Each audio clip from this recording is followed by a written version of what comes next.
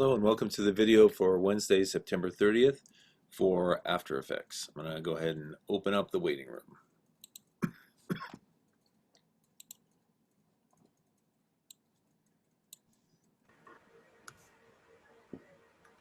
Hello. Hello. Hello. How's it going? Good. Okay. Excellent. Yeah? You guys having a good week? Well, somebody's not. Sorry about that. Oh, no, it's okay, Courtney. Hi, Gabriel. Michael, how are you? Well, let me go ahead and get the attendance while you guys are all jumping into the class right here. Hi, Jacob. How you doing today? All right, let me go ahead and get that taken care of. And then we'll also bring up the website. Okay, like this. And go to After Effects. All right. So, all right, I got all that taken care of. And then let's see, Courtney, did you have a presentation today? Yes. Okay, cool. All right, well, did you want to give that from your screen or do you want me to share my screen? What would you like to do? From my screen because it's a more of a tutorial thing. Okay, I just made it so you can share your screen. So feel free to go ahead and start that up whenever you're ready.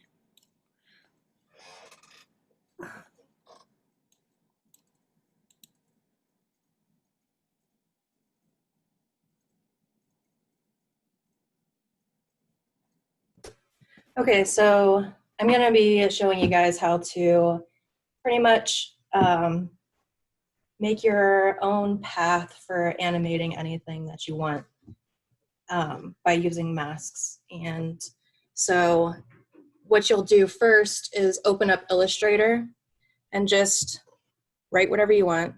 Let's see. First, you're going to click on the pencil tool.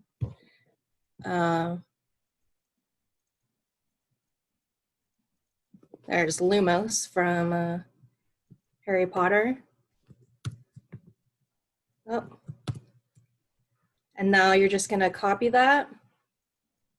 And let's see.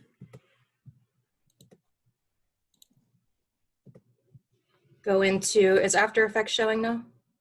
Yeah. Okay. So then you're going to go into After Effects, create a new composition, and then make a new solid layer. And I'll rename this Lumos. And then you're just going to paste it right on there.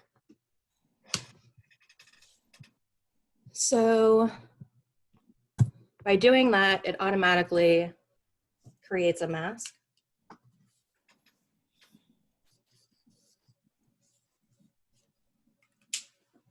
And if you want to be able to use this in anything, in front of anything, then you'll want to make the background transparent. So you would just go to Effect, Generate, and then Stroke. And right here, where it says on Original Image, you're going to change that to Transparent. So then you'll be able to put this on anything that you want. Now to animate the path, you're going to make a keyframe for end and set it all the way to 0. And then go forward about 4 seconds and set it to 100. So right now, you'll have something like this. Now the path and the animation is completely done. Anything else that you do from here is completely copy and paste pretty much. So we'll make new solid layer and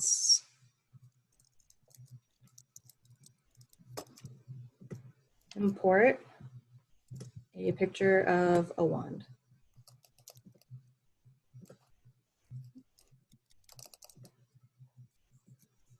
Drag it down.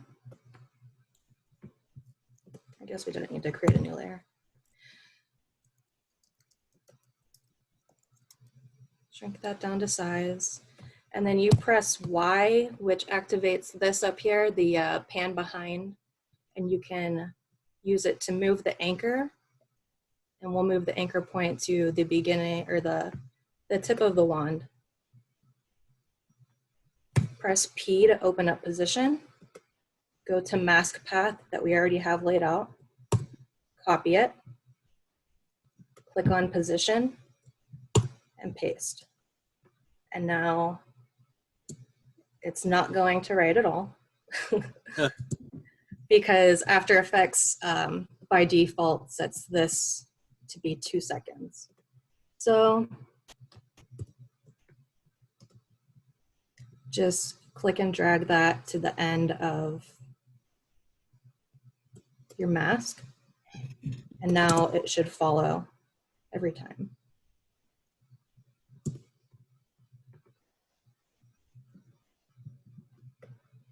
So it's just copy and pasting, easy peasy. And if you want it to look a little bit sassier, then you can go to layer, new, solid. And I'll call this layer. And then go to effect, generate, lens flare. And this is the anchor for the lens flare, and this moves them together far away. So I'll shrink that down a little bit. And again, go to position, copy it, open the position for flare, click on it, and paste. And now, since this has a black background, to get rid of that, you would switch toggle switches and change this to screen. So it's like a screen door, you're looking through it. So now you have a lens flare with a wand.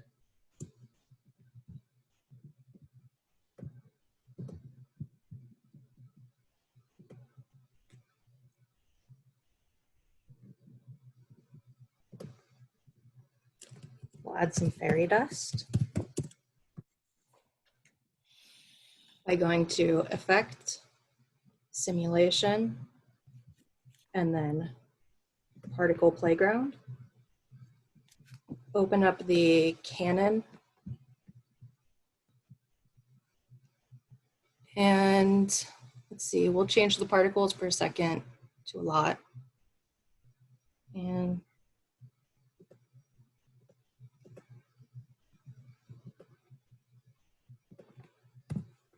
copy and paste.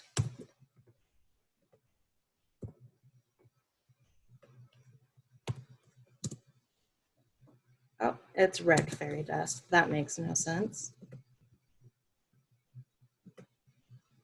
We'll do some yellow fairy dust.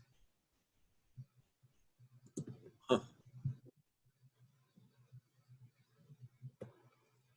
And you can change the direction of it. I'm going to go ahead and select all of these. Click R to open up rotation. Go back to the beginning. Set a keyframe and then hit F9 for easy ease. So it will look a little bit nicer. You'll see the wand moves in not such a linear motion.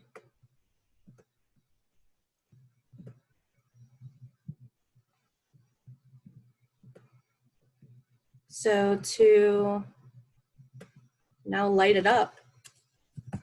So that's what Lumos is supposed to do. Under the effects and presets, you'll search glow, and under stylize, select that one and just drag and drop it onto Lumos. And you're going to set the glow based on alpha channel. So alpha channel is text. So it will, it'll glow with the letters instead of the background. We can change the glow radius, pull up the intensity a little bit. We want this to end right when, or we want it to light up right when it ends.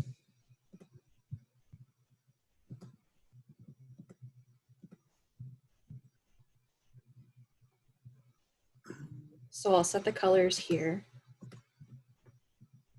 Go back just a little bit. Set new keyframes for a darker color so it's not lit up the whole time.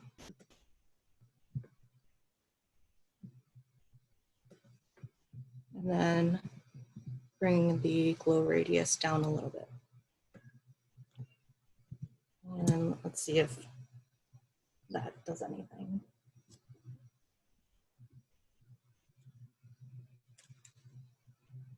Nope. Oh, there it went. It was just a little late.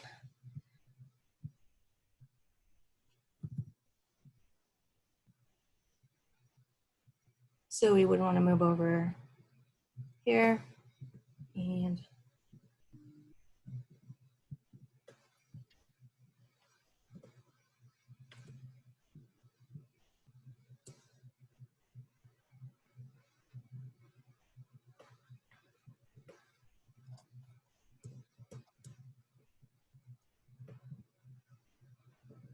okay.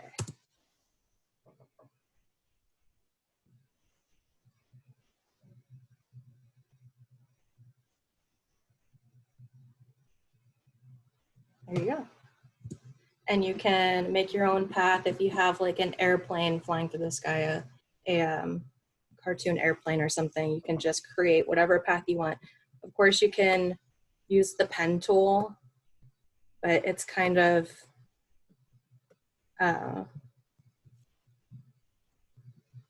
it's limited in what it lets you do. So just drawing your own path in Illustrator has been the easiest way for me to do it. So what do you guys think? Do you like it? Yeah, it's really Very cool. informative. That's awesome.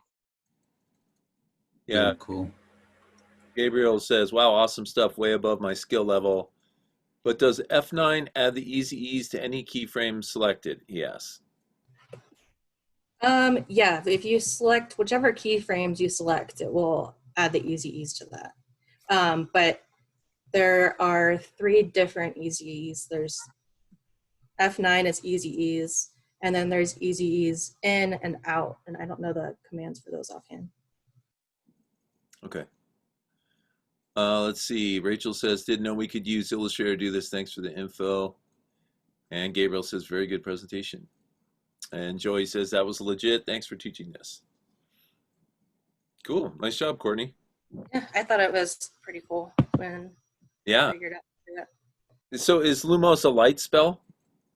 Yeah. Okay. I actually tried to get my son to like write Lumos in the air, and I was gonna put the video behind it, but that you have to use Puppet within After Effects to do that, and it just wasn't working out. Okay. Cool. Yeah, very nice. Good job. All right. Let's see. Let me go back to the class website here. And okay. So I want to see if anybody has gotten any work done on like an animatic for this current project, Project 2. Has anybody put together a little animatic we can see or done any work they want to share with us?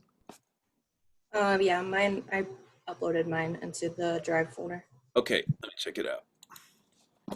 All right, so we got to go to this and then go to Drive, then type in Courtney. Okay. All right. Let me share my screen again. All right. So, is it the Travel Jameson or is it No, Anim? it's the animatic, yeah. Okay.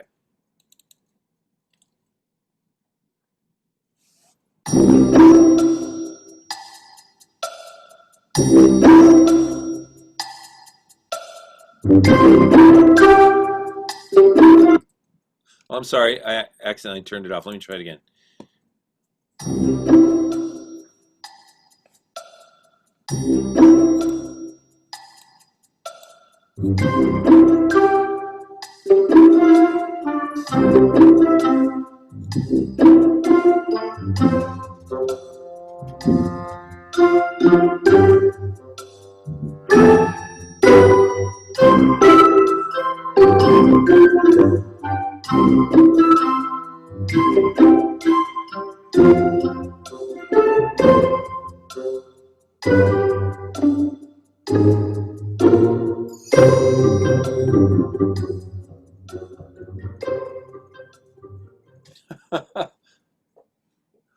What do you guys think?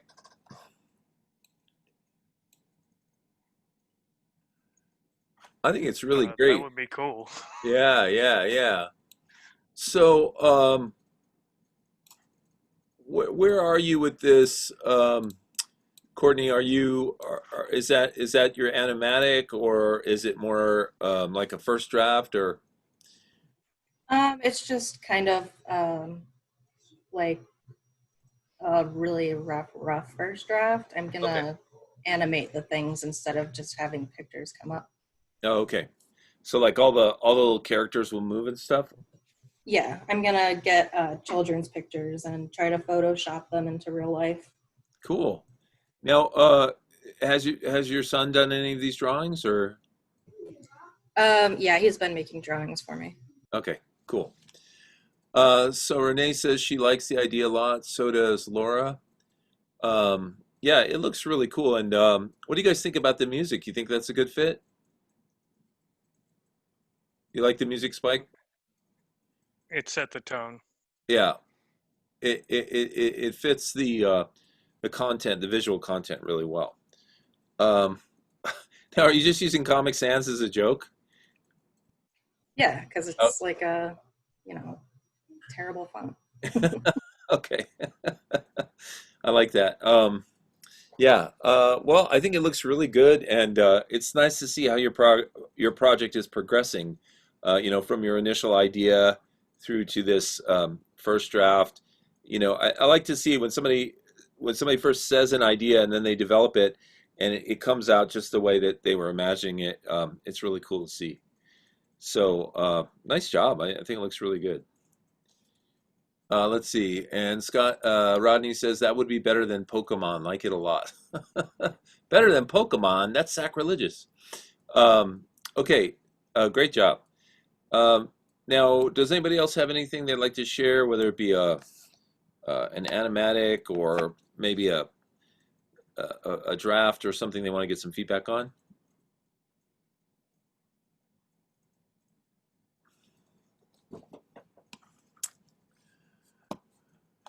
Okay. All right. So I'm going to go to the class website here then, and we've got some tutorials to work on today.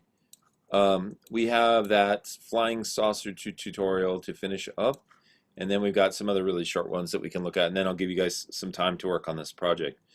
Um, so, of course, the flying saucer tutorial, you should have that stored on your computer already because we did the first half on Monday. So let's see if I go open recent. Yeah, I asked you to save it as like my UFO. So if you open that up, it should be right about here. This is where we had just put in the lamppost and straightened it up a little bit so it looks like it's here in front of the scene, and we blurred it a bit. so that it looks like it's in the scene. So what I'm going to do now is go to the Flying Saucer tutorial website. So you guys should start up After Effects and then open that file. And let's see, I got to figure out how far down we got. Well, I guess we did the first 3 because there's 6. Let's see, 4, 5, 6, yeah. So we're going to start on the 5th video, which is, the goal here is to try and make it look realistic, like you were, looking at New York City and all of a sudden a flying saucer came down and you're talking to a friend and you got a handheld camera and you point it up to see the saucer and you're like, oh my God, what's going on? And your hand is kind of shaky, and you even try to zoom in on it and do kind of a bad job because you're panicking. So he's going to try and create some of those effects with these videos here. So let's start with the next one, video 4.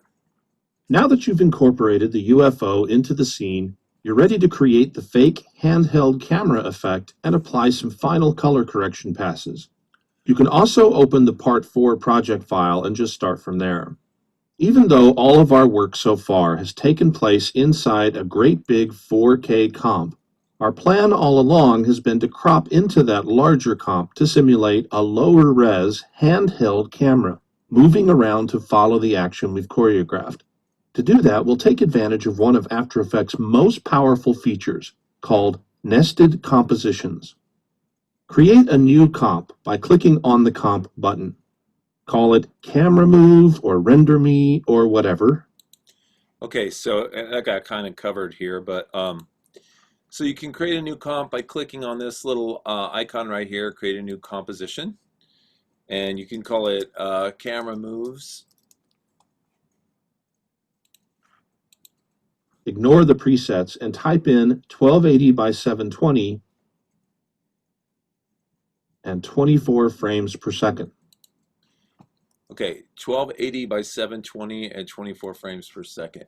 So click on this number here, 1280, click on this number, 720. This is, of course, the width and the height of the composition, and change the frame rate to 24 frames per second.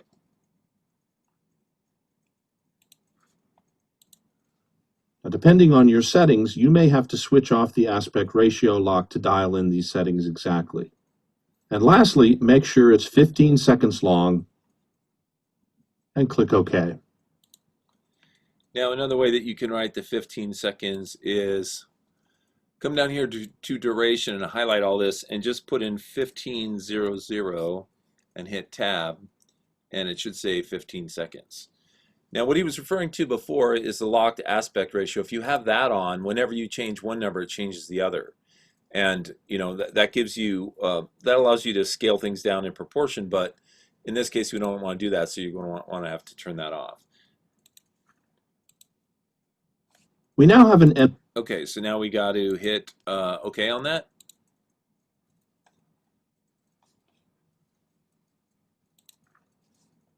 empty comp. So let's drag our background into it, which we can do in the list view here in the project panel. Boom. We now have a 720p. Okay, so now what we're doing is, just to once again explain what he's doing. So we were working on this giant 4K video file, but the idea, he said all along, was to make a really small file. But it's going to become apparent in a second why we started out with this really big file. You can take the composition, which is this really big file, you can drag it into a really small file like this one we just made, and then you can move the whole first composition around just like you would move a word or an object, and it will make the video move around in the frame. So that will give us the effect of like a handheld camera kind of looking all over the place.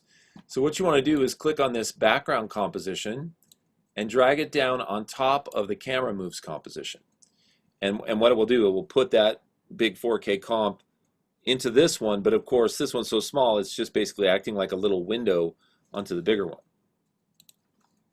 Window looking into our 4K comp.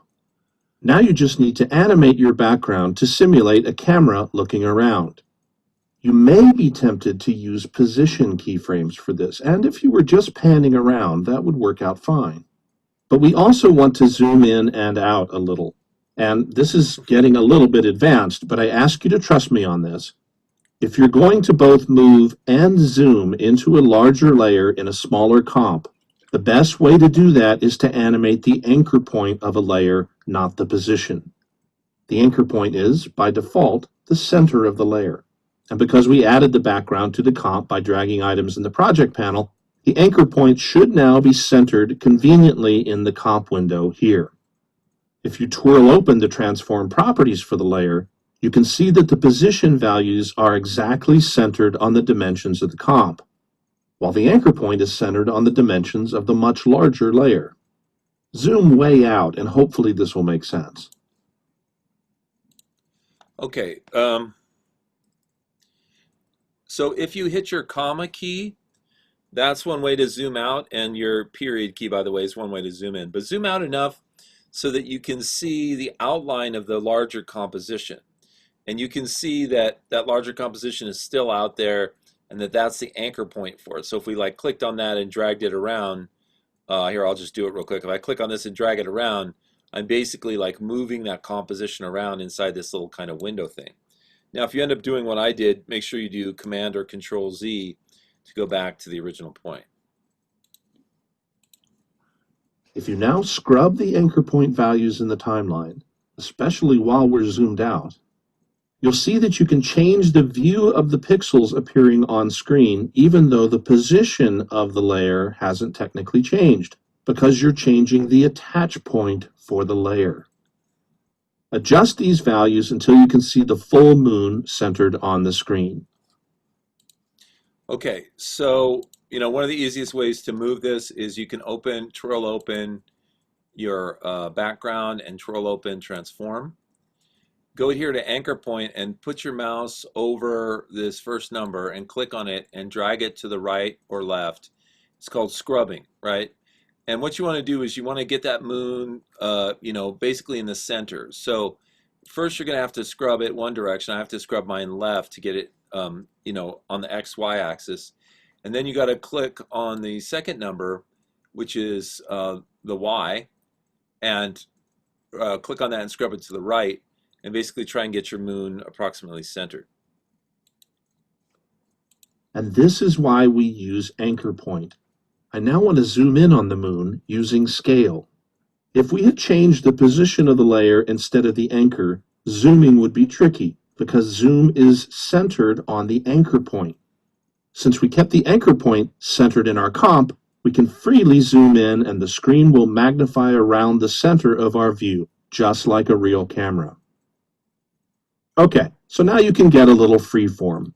I'll do some steps here and you should generally follow along, but don't worry if you aren't entering exactly the same values at exactly the same times. Okay, so first thing we should do, we can zoom in a little by hitting our period key.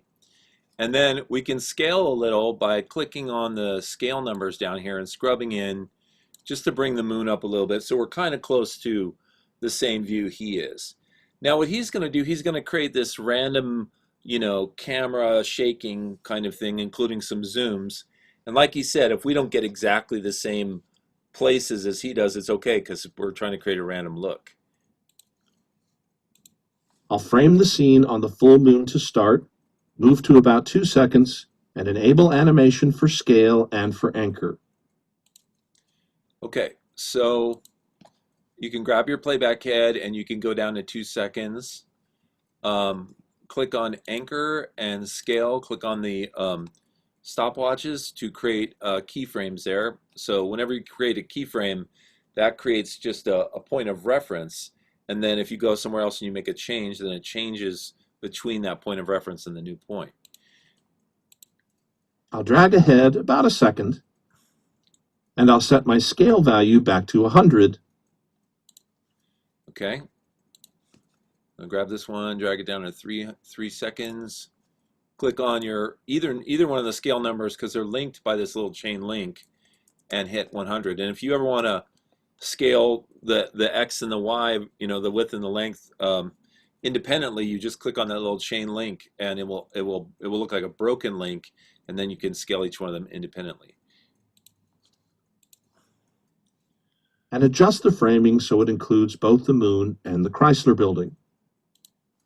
Okay, so now we're moving the anchor points. So these are gonna be animated because they were at a different place over here, and now we're creating a different look. So you want to click on your X, which is the first number for the anchor point, and you want to hold your mouse down, and you want to scrub this over to the right until you can see both the moon and that triangular Chrysler building back there. Scrub to almost 5 seconds and set keyframes with the same values. Do this by clicking on the keyframe icon, not on the stopwatch, which will turn off animation altogether. Okay, so if you ever want a value to basically stay the same so that it stays the same for a certain period, but then you create a point of reference where you can change it again, you can just add new keyframes over here. So we're going to click on this time indicator and go down to 5 seconds. And now on both the anchor point and the scale layers, we're going to click in this diamond shape, empty diamond shape on the left, and you'll notice that's going to create some keyframes. But those keyframes will have the same value as the previous ones because we haven't made any change. I want that. These two sets of keyframes freeze the action for these few seconds. Now move ahead a half second or so and adjust the anchor point so the camera is now pointed almost but not quite all the way up left, where the UFO is coming into view. Okay, so now we're going to go ahead another half second, so just approximately halfway between 5 and 6 seconds. Click on your anchor point here and first click on the X and scrub it over until you get almost to the edge of the composition. Definitely don't bring this into the frame. And then go to your Y and click on that and scale that to the left as well. And once again, you want to make it so that you still see the edges of this larger composition are still outside the window of the smaller one because we don't want to see those coming in. But this kind of prepares us for the flying saucer, which of course flies in from here. This next bit is not supposed to be a smooth track. It's supposed to feel handheld. So drag ahead a couple seconds and adjust the anchor. Drag again and... Okay. So now we're going to go ahead 2 more seconds to approximately 7.5. Now at this point, the flying saucer has come onto the screen, right? And at 7.5, it's kind of out of the frame. So now what we want to do is drag our anchor point until we can kind of see this thing in the frame again. And it doesn't have to be a perfect framing. In fact, it's better if it's not because, once again, you're like, what's that? Oh my God. And you're moving your camera around. Adjust and so on to the end of the comp. You can totally... Okay, so this part is kind of up to you. Notice we're only about halfway through the composition.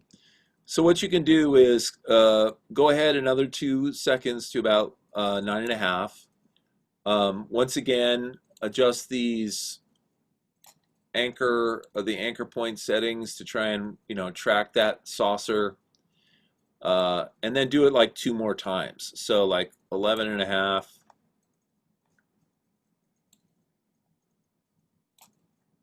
I keep thinking I see Godzilla back there. I don't know. Does anybody else see that, or is it just me? Okay, because this kind of looks like a monster here. All right, and then... oh, yeah, I see it. You see that?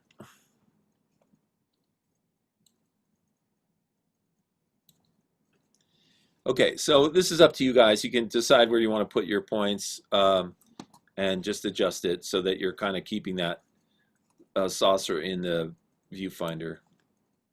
Provides this. And at the end, I'll animate another zoom effect, accidentally zooming out before zooming in to follow the ship more closely. Okay, so what he's going to do now is he's going to like pretend that he accidentally hit the zoom on the camera. So we're going to go down here to, it's kind of hard to read the numbers. I think that's let's see. I can't read these numbers at all, but we're just going to guess. So from where we are right now, let's go down like about a half a second. Um, let's click on the scale empty on the empty keyframe to the left of scale, and then we can increase the zoom on this. So click on this and like zoom in on the saucer, right? Or actually, I'm sorry. Let's Command Z that. Don't zoom in on the saucer just yet. I think we want our first scale keyframe to just set the reference point. So then move ahead just a little bit, like a quarter of a second. Click on your empty scale keyframe again, and this time let's zoom in, right? Now move ahead again another like quarter of a second. Click on your empty scale keyframe, and this time go back to 100. So in other words, the effect that we're producing is that, you know, he's at the same zoom level here, and then this first keyframe serves as a reference point to stay at that level, but then the second one we zoom in, and then the third one we zoom back out again. So it creates this kind of like, oops, I accidentally zoomed in. Now, if it goes too fast for you, you can grab these keyframes and you can just move them to the right a little bit. You can even just highlight the last two and drag them over so that it looks a little more realistic, like, you know, the amount of time it might take to accidentally zoom in and zoom back out. Asleep.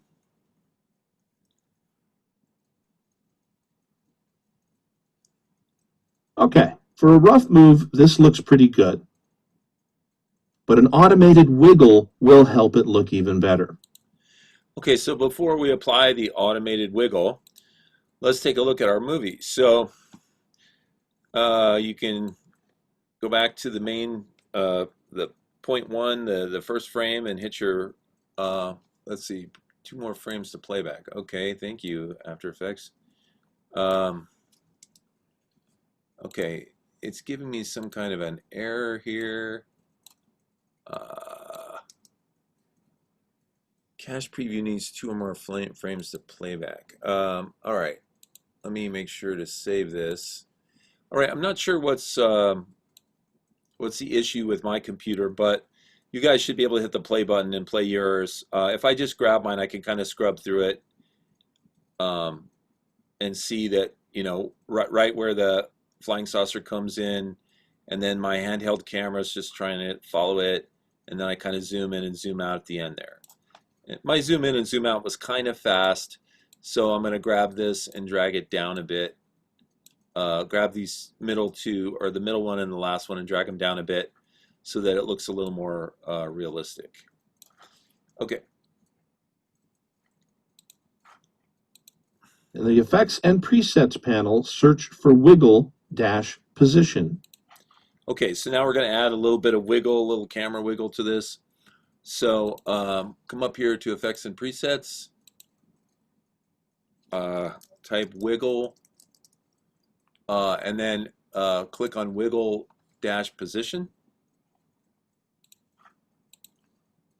There it is. And drag it onto our background.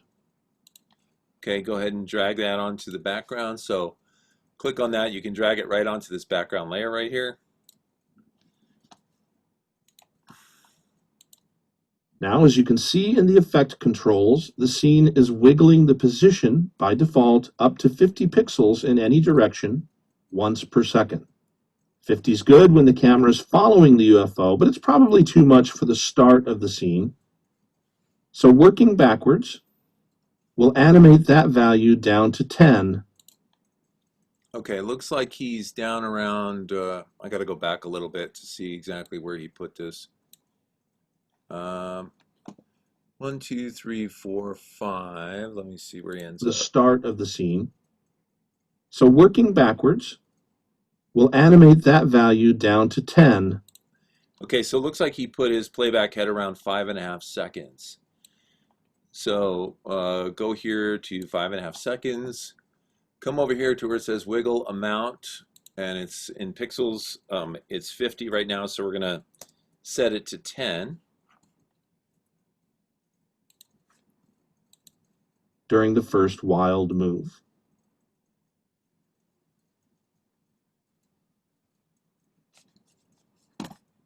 Okay. So what we're going to do is we'll create a keyframe there. Well, let's see. It should create a keyframe if we go up here and we click on the stopwatch next to wiggle amount, right? So click on that stopwatch next to wiggle amount 10, and then come down here a little bit, maybe to the 7.5 mark, and go ahead and click on that number 10 again and change it to 50. So what's going to happen is it should set a new keyframe there. So basically there's going to be very little wiggle until we hit 5.5, and then between 5.5 and 7.5 it's going to ramp up to 50, and then 50 is going to be the wiggle amount for the rest of the movie. Okay, so the next thing we're going to do, and you guys can feel free to play that if you want and see how it looks, see how the wiggle looks. I'm going to try and determine, go ahead and play your thing. I'm going to see if I can figure out what the issue is with my machine, why it's not playing this damn composition. Let me try it from the preview menu. It's only doing 2 seconds worth of rendering. Okay, let's go down here and render more. Wow, okay. So unfortunately mine is just hosed today, so but we can watch his little preview movies and see how it's supposed to look. All right, so next we're going to add some special effects. We're going to add realism with motion blur. We're going to add an adjustment layer effect, including camera lens blur, a uniform color wash, and some digital noise. Now that we've added the fake handheld camera effect to our scene, we're ready to add some motion blur, some more camera lens blur, and some global color correction and grain in order to really make this effect convincing. You can also open the Part 5 project file and just start from there. Let's start with motion blur. Don't be confused by the blur category in the list of effects. That won't do what we need here. We want geometric motion blur, which After Effects can calculate based on the motion of the elements in a comp. To turn it on, you use 2 switches, and you need to make sure your timeline is showing switches by clicking the toggle button down here. Okay, so once again, it's worth remembering that this little layer stack over here has 2 different views. There's modes, and then there's toggles and switches, right? So right now we're in modes, and you can tell which one you're in because if you're in modes, the little word mode is up here at the top. But we want to move over into the switches category. So you want to come down here to the bottom. There should be this button that says toggle switches modes. Okay, so I'm sorry, I mentioned that this was toggle switches, but actually the 2 areas are just switches and modes, and the toggle just is a button which has you switch back and forth. So click toggle switches and modes, and you'll see the switches, which are like these little empty check boxes which have a bunch of graphics over them, a bunch of graphic icons. First, there's the motion blur switch for the layer. Second, there's the master motion blur switch, which needs to be turned on for the comp right here. Okay, so find the little icon right above your layer here that looks like a bunch of circles on top of each other, and click the checkbox underneath that. Now this tutorial that we're watching is a little old, so it's using an older version of After Effects. And in the older version of After Effects, you had to click this button and you had to click this button as well. But right now, the latest version of After Effects, if you click this button, this checkbox down here, it automatically turns this one on. So it's basically A, turning on motion blur, and B, turning it on specifically for your layer. Now that both switches are on, if you drag the time indicator around, you can see that blur is being added as the background layer whips around the scene. Next. Okay, so let's take a look at that. So now if you grab your playback and you drag it across your scene, you can see places like here where the moon is being blurred out, you know, as if to show the motion of the camera moving quickly by. Next, we want to add a few more effects to really sell the scene, and for that we'll use an adjustment layer. As in Photoshop or Premiere Pro, an adjustment layer is basically an invisible control layer that lets you apply effects to it, and those effects will apply to everything that's visible below the adjustment layer in stacking order. Okay, so what we're going to do is we're going to go up here to, let's see, go up to Layer, and then New, and then Adjustment Layer. It's going to put a new adjustment layer at the top. Now, any of you that have used adjustment layers in Photoshop, what's great about adjustment layers in Photoshop is they're non-destructive, which means you can put special effects on an adjustment layer, but it doesn't destroy the original raw data that's on the layers below it. It's just like a filter on top of it. Well, of course, in After Effects, all your changes are non-destructive, so that doesn't really matter, but it's still useful to have one layer on the top that can affect everything below it. And the adjustment layer will be especially useful in this comp since we only want to calculate effects on this smaller 1280 by 720 window. Whereas if we applied an effect directly to the 4K background layer, it would be much slower to calculate since that background layer is so large. So the adjustment layer is more convenient, and in this case will save us a lot of render time as well. The first new effect to add will be our friend the camera lens blur effect. I'll initially set the blur to 0. Okay, so we're going to apply a new effect. So you can go over here to your effects and presets, click on the X to clear out that search box, and type in camera lens, and it should bring up the camera lens blur. So click on the icon to the left of camera lens blur and drag that onto, I guess we could drag it onto the adjustment layer. I think that's where he drags it. That would make sense. Let me back it up a little bit and see, make sure that's where he drags it. It'll save us a lot of render time as well. The first new effect to add will be our friend the camera lens blur effect. I'll initially set the blur to 0. Okay, so he did drag it onto that top layer, the adjustment layer. And then, let's see, I need to look at where his playback head is. Oh, his playback head is, looks like it's around 5.5, 5.25. So I'm going to grab this and drag it down around here. For the blur radius, I'm initially going to set this to a 0. But during the first pan to the UFO, I want to quickly animate a blur effect to help simulate the autofocus of a camera. Okay, so now he's moved his playback head to a little before 5 seconds. Notice there's a stopwatch in the effect panel to turn on animation, just like in the timeline. So I'll animate from 0 up to 40 and back down initially. Okay. So if you go down here to your layers, under the background layer, you'll see effect. Let's see, I'm sorry, that's not the one we want. We want adjustment layer. So you can close up the background layer and open an adjustment layer. You can see effects, and then you can open up camera lens blur. And now we have the box for, or the layer for lens blur radius, right?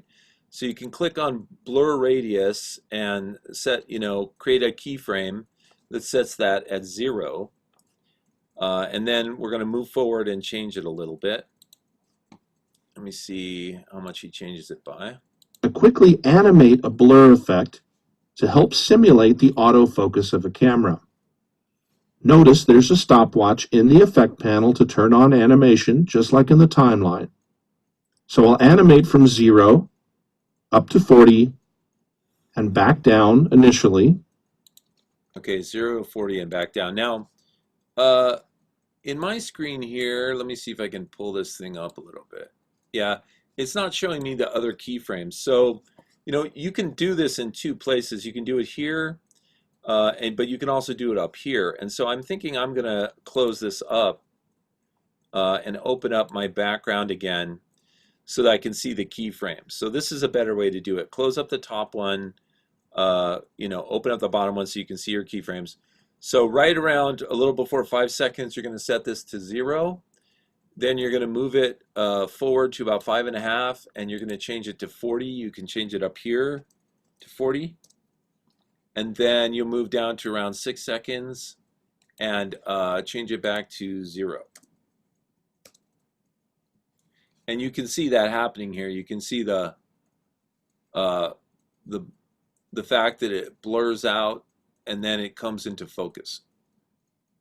It's kind of blurry and then it comes into focus, like you're focusing the camera.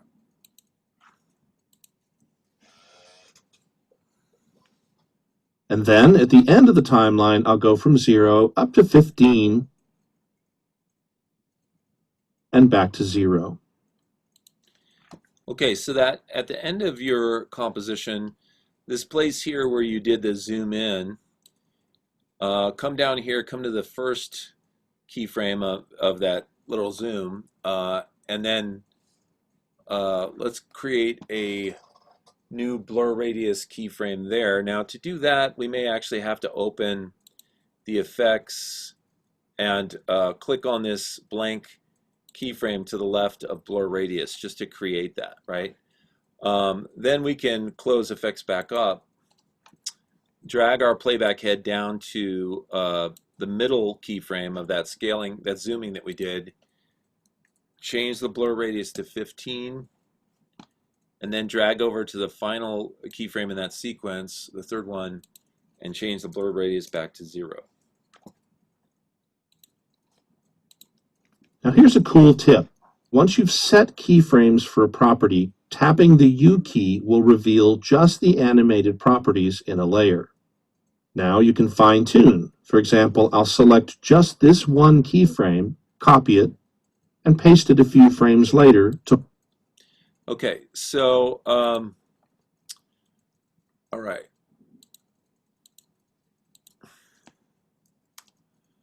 Okay, if you can close everything up if you want.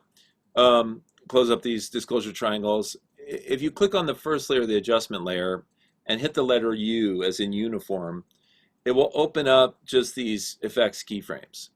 And what you can do is click on something like the middle keyframe of this first 3, and you can copy that. And then I believe if you move your playback head down just a little bit after it and do edit paste, it will paste in the same keyframe just a few seconds down, or a millisecond down, I should say. hold the camera out of focus for a few extra frames.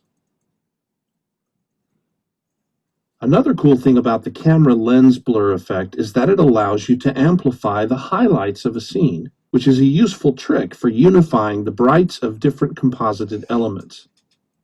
A value of 10 will help the moon look a little more luminous, as well as pumping up the city lights. Okay, so what we want to do is over on camera lens blur, we can use it to sort of saturate the colors a little bit, pull them out. So under the highlight, we want to change the gain to 10. So come under here, highlight, see the gain is 0. Let's change that number to 10. Okay. You'll have to bring down the threshold a little bit in this scene to reveal it. And then the threshold we're going to take down to 61. So you can just click on this number and drag to the left if you want, get close to 61. Or in anytime you see a blue number, you can click on it and drag it right or left to increase or decrease it. It's called scrubbing, or you can just click on the number and type in the number that you want. In fact, during our final zoom, we can animate the gain up to, say, 50 to simulate the camera re-exposing itself after a zoom. Okay, so now what we're going to do is go down to these final 3 keyframes here, and let's start with the first one here. And what we can do is grab your playhead here and drag it down to the first one, and click on the stopwatch next to the word gain. So that's going to create a keyframe at that 10, right? The gain of 10. And then you can drag the keyframe or the playback head down to the next keyframe. Click on that number 10 and change it to like 50. And then grab the playback head and drag it to the next keyframe, and then click on that number again, that 50, and change it to 10. So that, that not only are we going to sort of accidentally zoom in, but the camera supposedly is going to autocorrect the gain during that time just to make it look even more realistic. Applying a uniform color wash to the whole scene will further help the different elements to look like they belong together. Let's add a photo filter. Okay, so of course we're using two different, let me see, we're using three different elements, well, actually four if you include the lamppost. We've got the original, 4K video of the city of New York shot from New Jersey. We've got the little moon video, the corn moon rising, which we, very effectively color corrected and used blending effects to make it look like it's in the scene, but of course it's slightly different. We've got the flying saucer, which was created completely in Cinema 4D, which is like a plug-in program that will let you make and export 3D objects into After Effects. And then we have things like the lamppost, which is a Photoshop document, right, with a transparent background. Now, if we add a color wash over the whole thing, it just kind of helps everything look like it all belongs together because it's got the same color hue over everything. So it's called a photo filter, so we got to search for that. So you can click on the X to get rid of whatever's in there and type in photo. Photo filter will come up. Now when you click on this, you can drag this either directly on top of the adjustment layer, or you can drag it on top of this composition, and when you see this little wireframe thing come up, you can let go and it will apply it to that. And the second you do it, you can see it automatically changes the color because it's a photo filter. Set to a cooling preset with a density of about 20%. Okay, so when you apply photo filters like this, and of course Photoshop has these as well, you have choices between warming and cooling filters. So come down to this one which is cooling filter 80. Notice also that there's filters that just give you a uniform color. If you were doing a horror film and you wanted it to have a red cast over everything, you could do that. But let's choose cooling filter 80, which is gives it a blue color. Let's set the density of it, how intense it is, to 20. So we're taking it down a little bit to help with that. Now let's add a subtle layer of additional noise. Maybe 10%. Okay, so noise, of course, digital noise is dirt, which gives your composition some realism. So we'll click the X to get rid of the word photo. We'll type in noise. So what you want is this one that's just called noise, and you want to drag that onto your composition there. And then he said 10, but I didn't see which one he changed. So let me go back a little bit.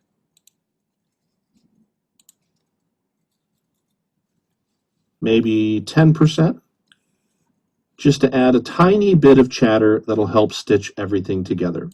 Okay, so that's over in amount of noise right here, 10%, and that's going to add just a little, you can see that digital grain there that gets added, to the image, or to the video, I should say. And finally, add the audio file that I've provided to help sell that this is a real event being witnessed by off-camera civilians. Okay, and so then we're going to grab the audio file. Now, of course, to move from the special effects window to the project window, you click on this double-headed arrow right here in the top left corner and go to the word project. You can close up your disclosure triangles and find the thing which is called UFO audio.wav and drag that down to the bottom layer. Now we tend to put all audio on the bottom layers because, there's no reason for it to be on the top because you can't see it. The bottom is just an easy place to find it. And then, let's see, I think he's going to have us play this. Let's see. After you save the project, you'll be ready to export a finished movie. Okay. Now that we've added the fake handheld... All right, hold on. All right, so now you can save your project, file save, and you can play it. Mine, unfortunately, isn't going to play. Nice. Oh, it is playing now.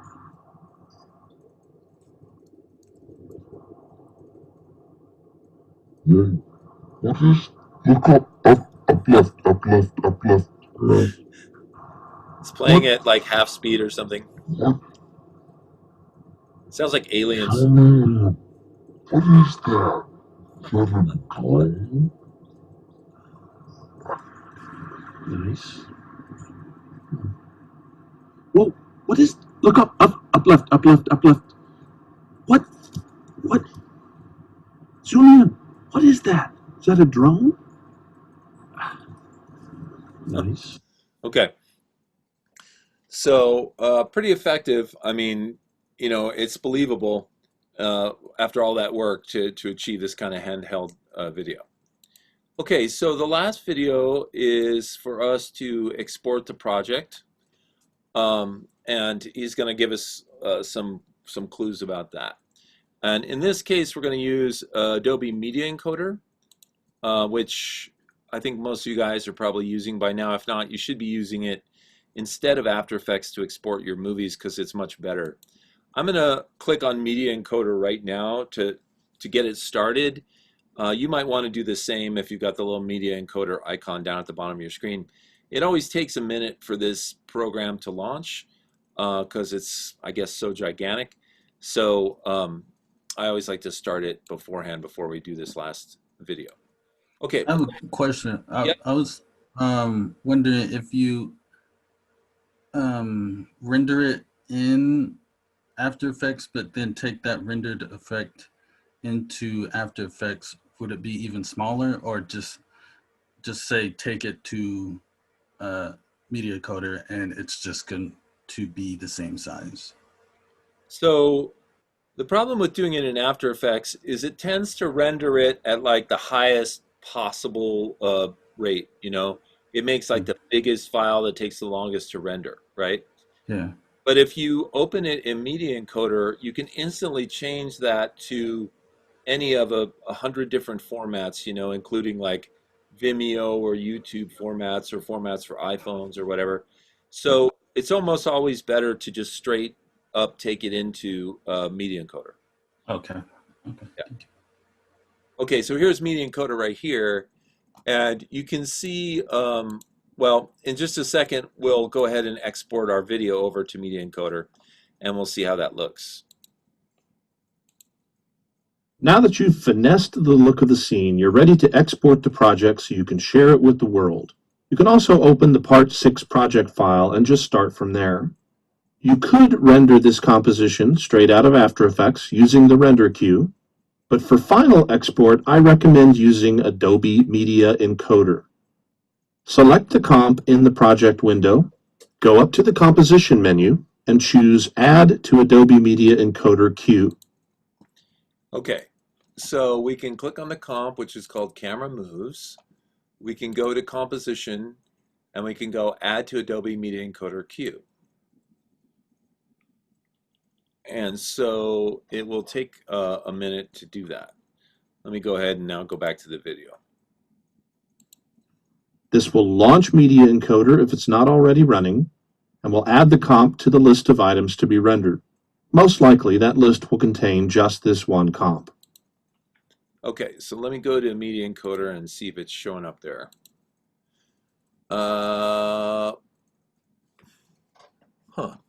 It's showing, oh, okay, there we go. It shows that there was a previous one that I can delete. Yes, I want to get rid of that one. Okay, so sort of an answer to your question, Rodney. When the files come over from After Effects, they're generally this match source high bit rate, and this is one of the biggest file sizes that you can create. And you don't, it's not necessarily worth doing because you know, most things that we see on the internet or whatever are not this bit rate. That's more like for movies that you see in you know, on TV or in the theater. So Okay. yeah, if you click on this drop-down menu, you'll see all of the different options that you can choose. And you know, you guys can experiment around. I always pick this either YouTube 480p SD wide or the 720 HD, whichever one I'm in the mood for. But you can experiment. You can see that Vimeo has the same sizes. Okay. Because I think I did the high quality 480p SD Okay, okay. standard definition. Yeah, and see if that looks, you know, if it's big enough for you. If you want it bigger, you can choose something bigger. It was a considerably smaller size too, because the original was about uh, almost 2 gigabytes, Wow. and Yeah, you then know. Yeah, and then even trying to upload that stuff to Google is insane, right? And then right, and app- then when I did it in the media encoder, it changed it to 59 megabytes. yeah, right, Yeah. exactly. Okay. If you already have Media Encoder running, you can also drag comps directly from After Effects into the Render Queue window. In this window, you can choose from a wide variety of options for output. For web delivery, I usually choose H.264 as a format, match source high bitrate as a preset, which keeps the resolution and frame rate and renders it at very good quality. There are lots and lots of presets in the column on the right, and you can create your own or modify them to suit your needs. But once you use one, it should show up as a default the next time you render something. So once I get a routine down, the most likely thing I'll change is the output file name or path, which I get to by clicking here.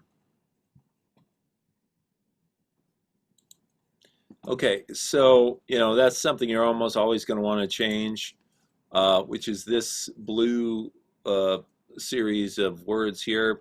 This is the path where it's being saved, the directory on your computer, plus the name of the file. So click on that, and then you can call it like, you know, UFO final or whatever.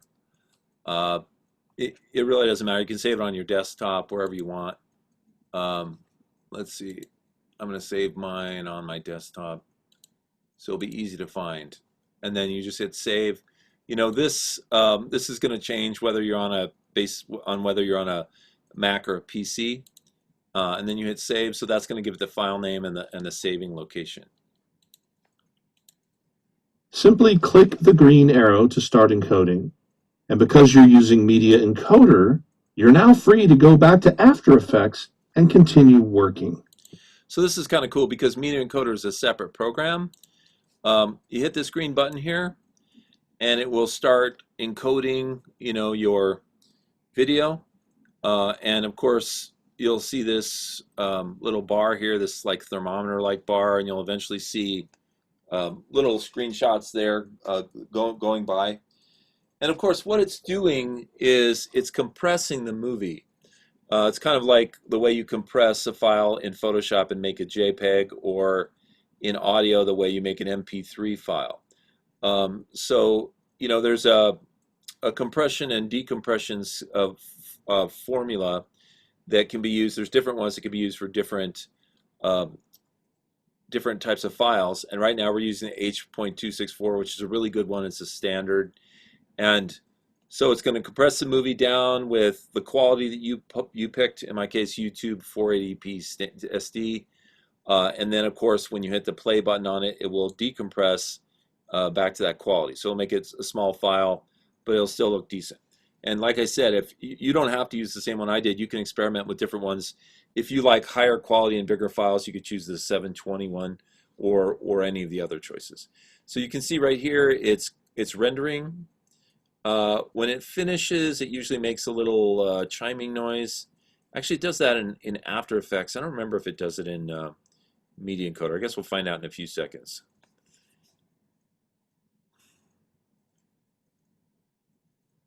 Notice also that it has information about how it's rendering it down here at the bottom of the screen.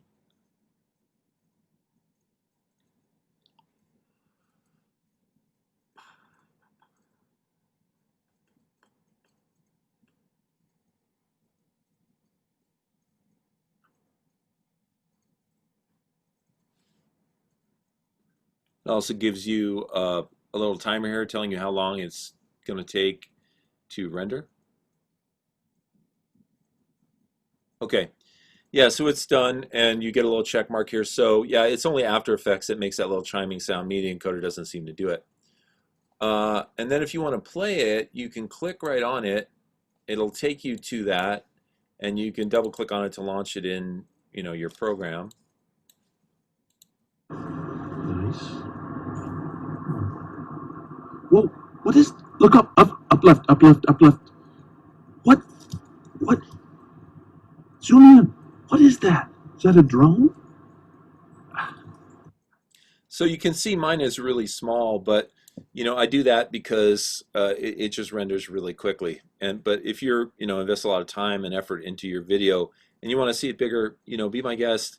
Make it bigger. Just keep in mind it's going to take longer to render. It's also going to take longer to upload and longer to process on the Google Drive. Okay, let's watch the rest of this video. Which is awesome.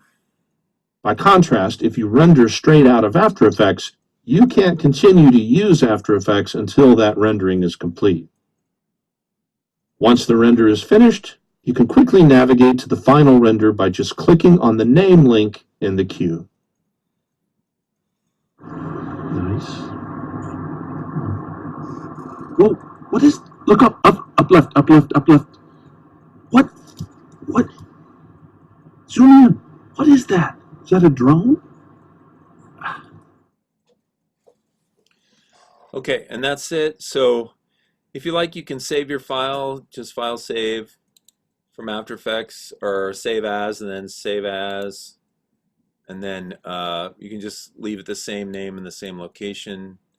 I think mine's in my documents, and then UFO project, and then my UFO AME. Let's see. Oh no, here it is right here. My UFO. Oh, how do I go back one? Let's see. UFO project. Okay. And I hit save and then replace the existing one. Okay. So you can keep that as reference if you ever want to use any of these special effects in your projects. Okay. Now, I had some other tutorials, but I think I'm going to skip on those because and give you guys time to work on your project. Because much tutorial action at any one day just kind of numbs people out, and then they're not learning. I have a question here. It said, when it showed the info in Media Encoder as it was rendering, what does progressive mean? Okay, let's go to Media Encoder.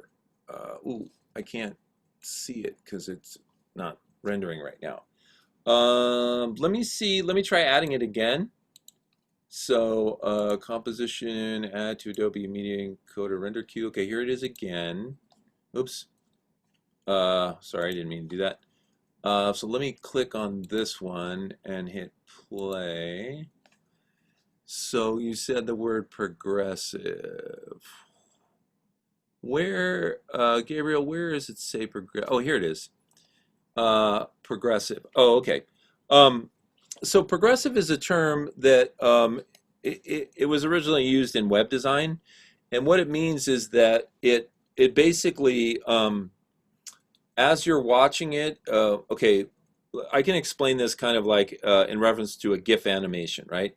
If you put a GIF animation up on the web, and it's a big animation and it takes a while to load, what it will do is it will load progressively, which means the first thing is it will load in as many pixels as it has in memory, and then each pass it will load in more and more and more until the image is completely there. Now, progressive is a concept that they came up with because what happened on the web was if somebody had a big image and they put it up on a website, you used to go to the website and what you would see is just a white screen while the image was loading in, and it would wait until the entire image was loaded in and then it would show it to you. Well, somebody figured out, hey, that sucks. That's boring. We don't know if there's something there. We have nothing to look at. So they came up with the idea of progressive files, which means it drops something in on your screen right away, even if it's a little blurry. And then as the milliseconds pass, it loads more and more and more in. So it's kind of like going from unfocused or blurry into the focused version of the picture, or in this case, the video, so that you always have something you can be watching. Okay, so Thank you. That makes sense. I was just making sure it wasn't something I had to add manually when I'm exporting. It's just part of the way it works. yeah, it's just part of the way that it's compressed and then decompressed. Okay, so I want to ask you guys also about this project 2. How are you guys doing on it? Do you feel like you're like halfway there, a quarter of the way there? Have you even started? I mean, maybe give me some feedback on it.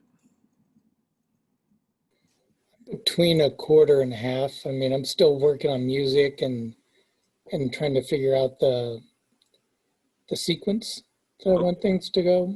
But I'd say, well, as long as it's going to take me to animate text, I'd say I'm probably around a quarter myself. You're around a quarter of the way done? Okay. Let's see. Rachel says she's way behind. Joy says way more time for me. I think this one is pretty in depth. That's true. You could do a lot with this one. So what I'm trying to do is gauge. I try to set deadlines for these projects that you can meet, so that you're not stressed out, but you have fun doing it, and you're able to do it around your work schedules and all your other commitments. So let's see. Alex says, I'm still trying to figure out if I want to animate it or use stock footage. Not sure how I want to composite it. Okay. So let me ask you guys this question. Do you think 2 weeks is a reasonable amount of time to finish this? So Alex says yes. It seems pretty reasonable. Okay. All right. 2 weeks to finish project 2? Yeah. Is that doable, Kim? Absolutely not. Impossible. Okay, then we're absolutely doing it. Oh. uh, How Joey, am I supposed to make my 5-hour video now? sorry. Okay, well, so let me look at my little calendar here. So I think that it would be the 14th, if I'm not mistaken. Let's see. Oh, finals week. Oh, you mean like midterms? Well, for the half semester classes. Hang on, I actually need to keep track of this stuff, I realize. I don't have the brain cells to just remember. Okay, maybe we can put all our brain cells together. Maybe we'll have one complete brain. Maybe. Okay. Maybe it'll be like the brain from Young Frankenstein, the kind of distorted brain. I don't know if you guys have seen that one. It's pretty old. Yeah. You like that one? That's a great film, isn't it? It's awesome. Oh my God. Yes. Such great characters in that film. Yeah, Abby Normal. Yeah. It was Abby. Abby something. Abby Normal. Abnormal. Okay, so let's set the 14th to be the deadline. It's 2 weeks from today. Now, I heard somebody talking about the fact that it's finals week for the half semester classes. If that's the case, I don't know if you're able to, but you might just try and finish it, within the next week or so, and then just drop it in your folder, and then you'll be done with that, and then you can concentrate on your finals. If you're in Or that just skip your other finals. Just don't worry about those. You'll be Yeah, all right. or turn this one project in for all your classes and tell them I said it was okay. Sounds good to me. I look forward to the Oh, emails no. I get from your math teacher and your sculpture teacher when they're like, "What is this project you're sending?" Okay, so let's see. Cece says that violin song was pretty good for a comedy. Yeah, it was actually. If you guys haven't seen Young Frankenstein, that's your homework. Go look it up, rent it on Amazon Prime if you need to. Maybe it's on Netflix, I don't know, or Hulu or one of those other ones. But check it out. It's really good old-fashioned comedy. All right, so I'm going to give you the rest of the period to work on this project. We now have a deadline, and I'm going to turn off my video, but my audio will be on. So if you have a question, either pop in and ask a question, by talking, or you can type something into the chat box, and I'll pop back in and answer it. Any questions before we give you this work time?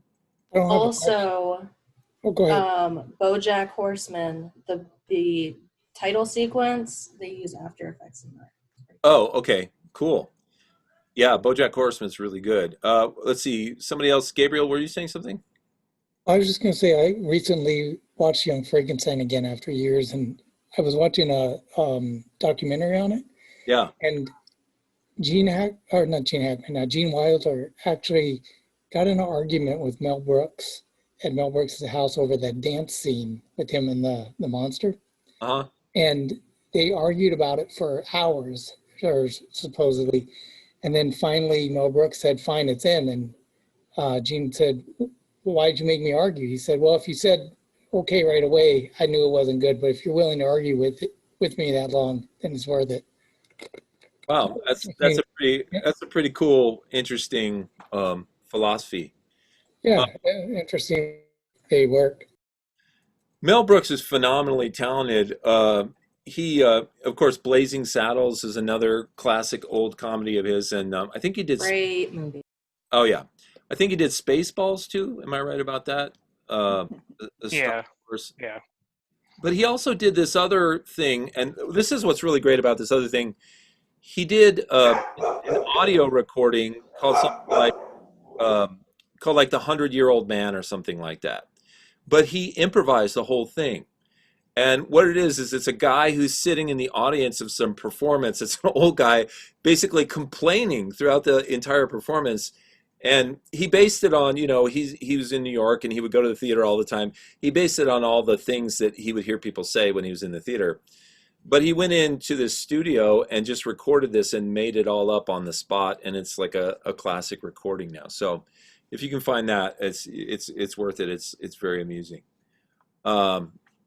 Okay, so, all right, why don't you guys take the rest of the period to work on your projects and let me know if you have any questions. Cool. All right.